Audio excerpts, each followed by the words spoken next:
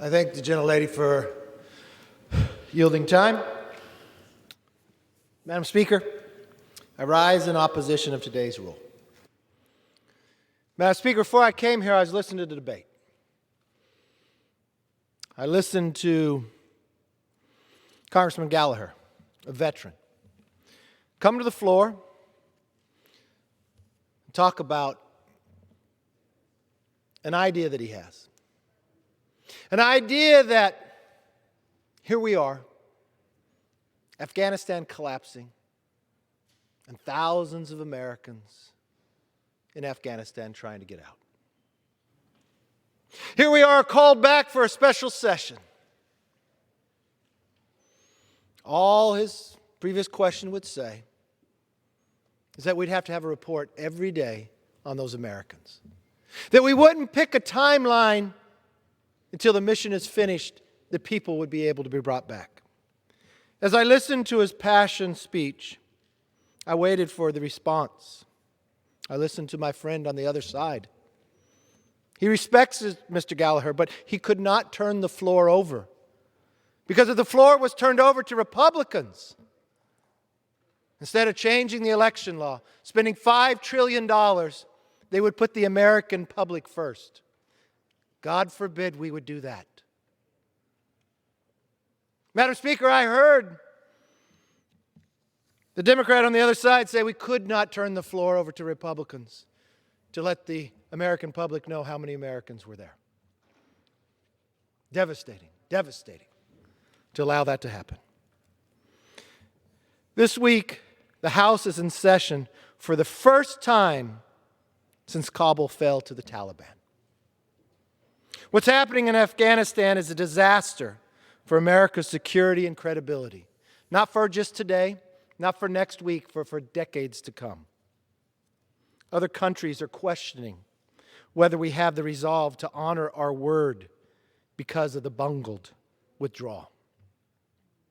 President Biden magnified this damage over the past week by hiding at Camp David, delivering incoherent speeches, and reported to failing to contact a single foreign leader for 36 hours. Today, he signaled an unconditional surrender to the Taliban, promising to leave in just 7 days. We just had a classified briefing for all the members. I don't believe any member walking out of there believes in 7 days we could get the thousands of Americans out. That's why we can't relinquish the floor to the Republicans to actually get a report on it. Madam Speaker, the President's actions gave the impression of an incompetency and a declining power.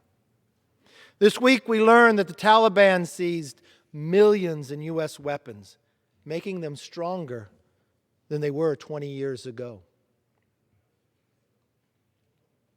Madam Speaker, it is reported the Taliban now has more Black Hawk helicopters than Australia.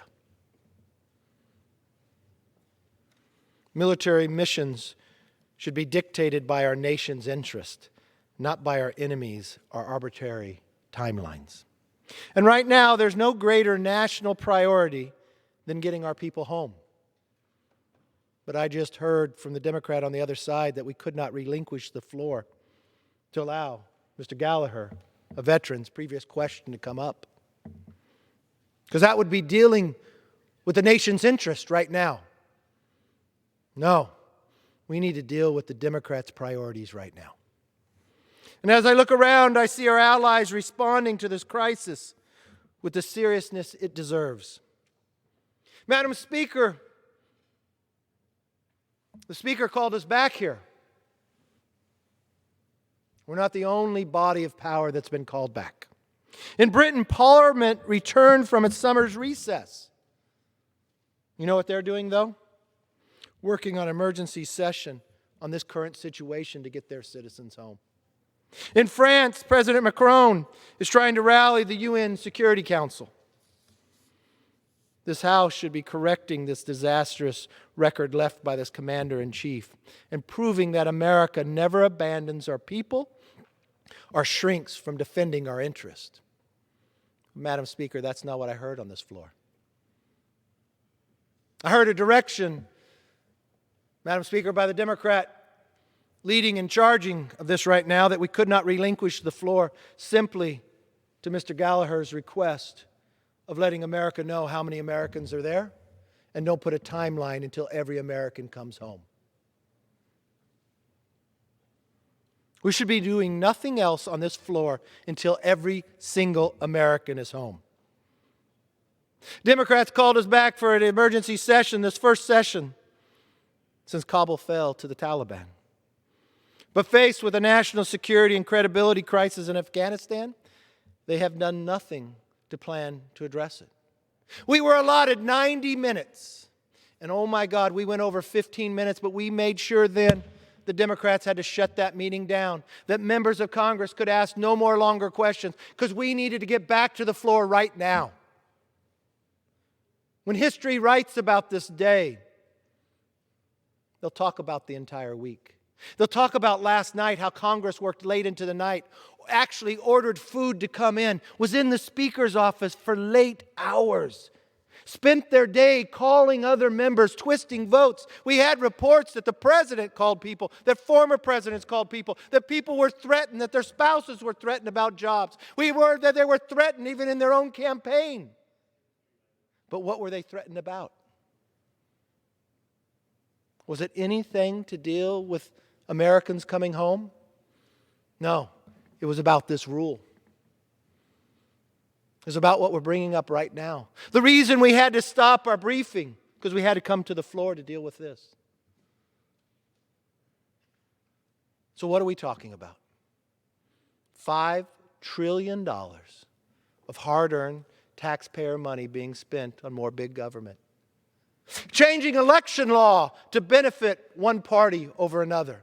Outlawing IDs even though the majority of America wants it. Nothing of that $5 trillion will spend $1 bringing America home or making us safer. What's the definition of a public servant? I would say doing something for the good of the others.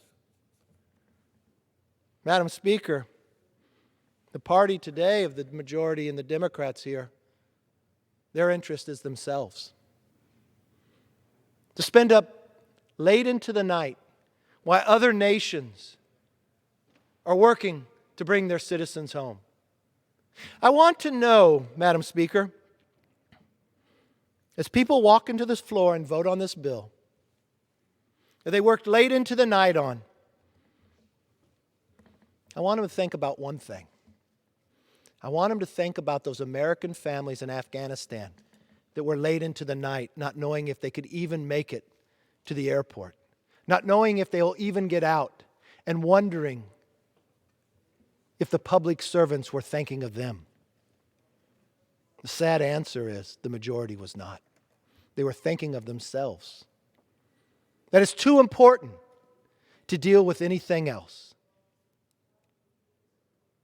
Madam Speaker, there are allies that are sitting in Afghanistan. Why did they go? They went to defend America because America was attacked. Out of the respect and character of who we are.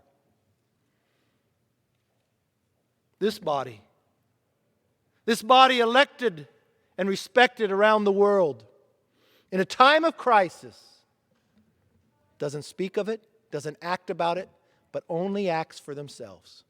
And in a moment of time of using the rules to allow the opportunity to change its course, just correct them when they were wrong, the voice of the other side says no.